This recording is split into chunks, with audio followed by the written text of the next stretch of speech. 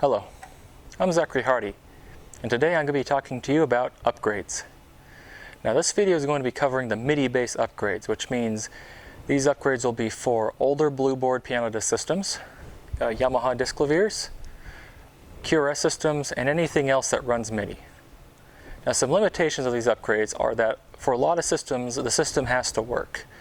In the Yamaha's case, that means everything including the drive needs to work, because this system right here won't allow you to go into MIDI if you don't have a floppy drive in there. Now this isn't necessarily the same for all systems, and it's important that you look up the differences between individual systems to determine if an upgrade is possible. Overall, these tend to be pretty simple, but there are a few things that you need to learn, which we'll show you in this video. Alright, so now let's go over the 3 steps of installation. The first step is to set up the CPU. This would include connecting it to Wi-Fi, getting everything powered on, just some basic stuff. Step 2 would be plugging the CPU into the piano. So every piano is going to have a little different location here. We'll show them all, but predominantly we'll be showing it on the Yamaha. Then of course step 3, which is calibration. For some pianos this may be optional because, for example, this Yamaha has automatic calibration. However, for any PianoDisc, Blueboard system, or QRS system, you're likely going to have to do this step. Now, let's get into it. Alright, now that we have our units, we're going to first start by setting it up. So, first thing we would do is we would connect this thing to Wi-Fi. We don't necessarily need to have this thing connected to the piano for that to happen. It's always the first step. Now, we've already connected this to Wi-Fi. If you want to know how to do that, it is covered in our calibration video, along with several other aspects of calibration, so don't worry about that because that's not really going to be covered in this portion of the video. What we'll be covering, however, is how to set this thing up to work with this cable as opposed to a normal RJ45. So the first step we're going to do is we're going to go over to Setup. We're going to press the right button to press Enter, and now that we're in the Setup menu, we're going to be going down to Redirect. Now that we're in Redirect, we have it set to Flex 1. So by default, it's going to be set to off, or nothing. What that means it's going to be connecting through the RJ45 connector. For our cases, we want it set up on Flex 1, so we're going to press the up button and press the Enter. Now I'll be showing you how to connect the cable. So now that we've set Redirect to the Flex 1 port, we can actually plug in our cable. So these hopefully will be labeled on the unit you have. However, if yours is not labeled, here's what they are. The one on this side right here is a Flex 1, and the innermost one is a Flex 2 port. So we're going to take our MIDI cable as seen right here, plug it into the Flex 1 port, and now we can plug it onto the piano. Alright, now that we've completed step 1, let's go into step 2, plugging it into the piano. Now this is the bottom side of a disc clavier right underneath the keyboard, and you'll see that we have a MIDI in and a MIDI out. What we are most concerned with is the MIDI in port. So if you think about it, we have a Prodigy II CPU and we have data that needs to come out of this cable here and needs to go into this port. So when a lot of people get these cables, they'll see them as MIDI in and MIDI out, and a lot of times they'll think that they need to match. That is incorrect. What you want to think about is what I mentioned in the data, or you can think of it like a water flowing. This MIDI in here is like a reservoir or a spout, just like this is. It's waiting to receive MIDI data. This out port is what is coming out of the Prodigy II. So think of this as like a spout, pouring out water, or MIDI data in this case. So we need to connect this MIDI out to the MIDI in, and now we have completed step 2 on this piano. The only thing left to do is to find a good suitable place to put the Prodigy II unit and tie up all the cables. Now you might notice this has 2 of these cables, and a lot of you might be tempted to plug this cable in here to make it work. I highly discourage doing that because this cable isn't necessarily meant to do that.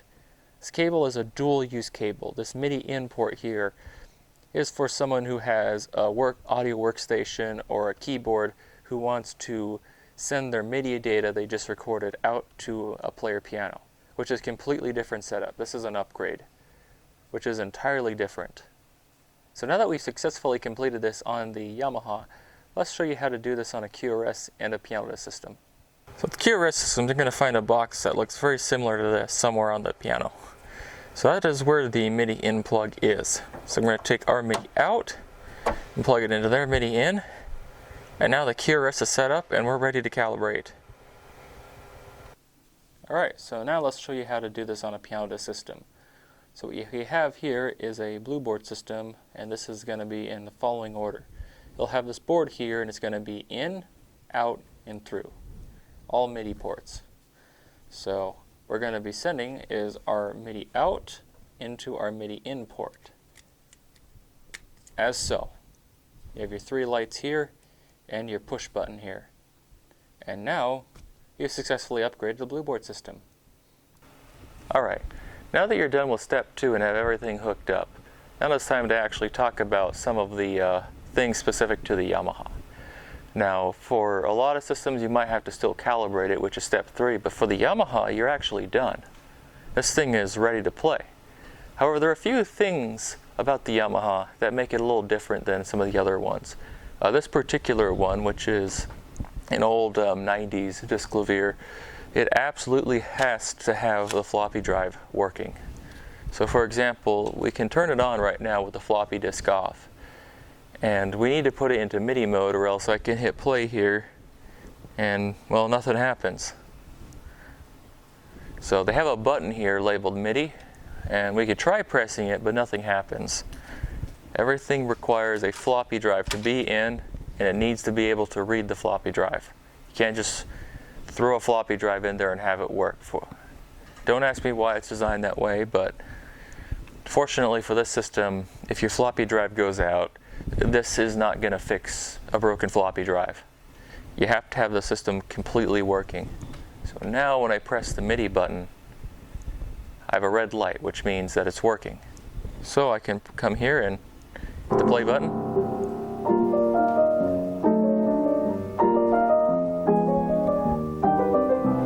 And it's playing.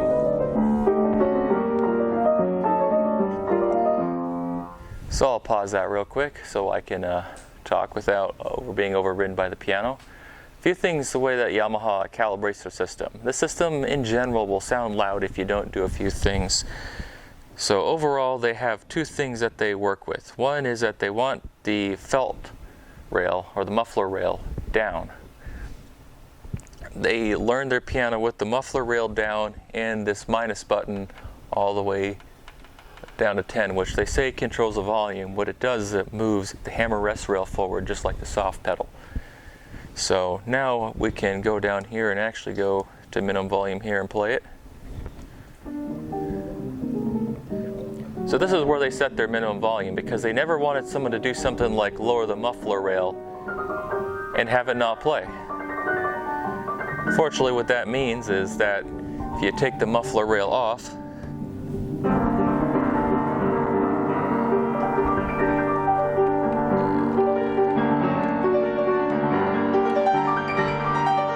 that's about where it plays. So there are ways, of course, of making this quiet, as you can see, but it is a limitation of the disclavier. Now there are ways to get around that.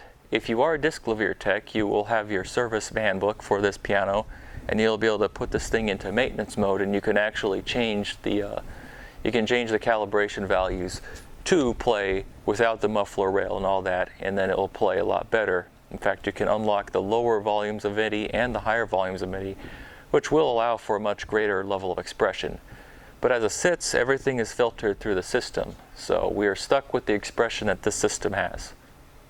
In fact, just to show you, the system plays pretty much exactly the same. We can play the disc that I just threw in there.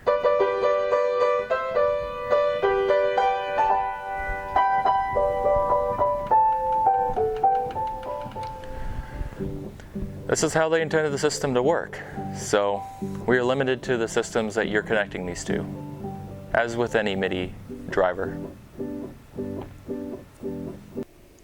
Alright, now we're going to be talking about the actual setup process, or step 3. Now we're going to be doing this with this blue board system here because there are a few little extra intricacies with this particular system that I do want to go over. However, for most systems you're just going to be going through the iPad and doing the learn volume. Hit silent drive, agree, and what we might notice is that a bunch of these settings like this are grayed out. That's because what we have to control is the MIDI data going in, which means we pretty much only have learn. So you'll notice that these aren't actually playing. That one is. So this might be adjusted okay, because really all we want to be doing with this setting is evening things out.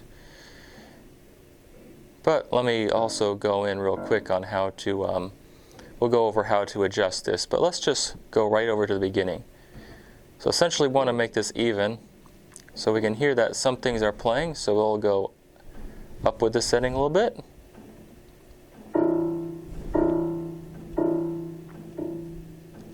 That sounds okay.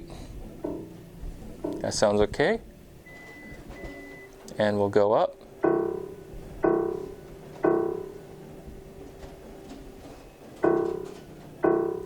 That seems to be about where it'll play. So overall, we'll do this 88 times, and that will give us our learn values. Alright, so now that you've seen all 3 steps in play, it's time to actually show you how these units sound. So obviously we played the disc clavier earlier, but let's show you how the QRS and the PianoDisc sound, starting with the QRS. Alright, now let's show you how the QRS sounds. I do note something, as you can see, this piano isn't exactly in the best of states.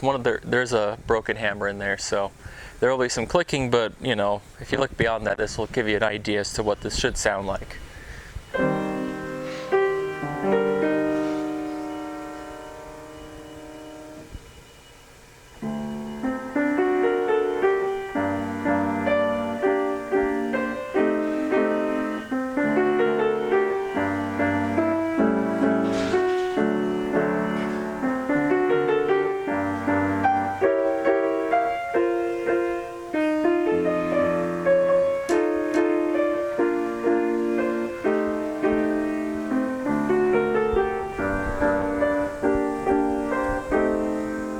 So as you can see, you know, it sounds pretty good. Of course, this is of the CD era of QRS system, and remember, as we've put it earlier, the system will only play as well as a combination of the piano and the system on there. So obviously, you know, if you're looking at a older system, it might not play this well, or if you're looking at a newer system, it might play even better. So like I said, all this system is doing is it's putting MIDI data into the existing system. So now that we've listened to the Yamaha and the QRS, let's look at one of the old blue boards from the 90s.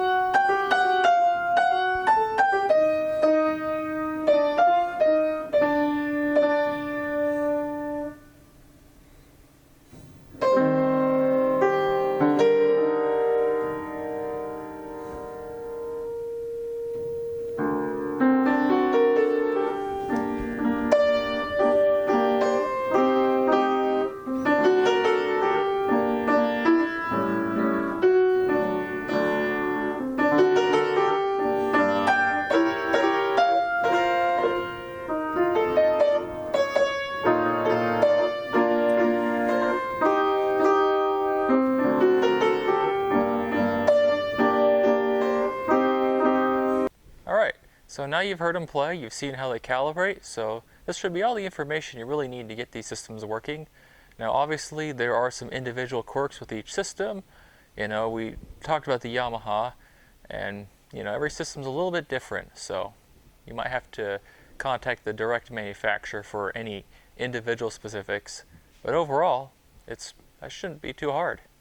So, if you have any questions, don't hesitate to contact us. We'd be happy to answer any of your questions.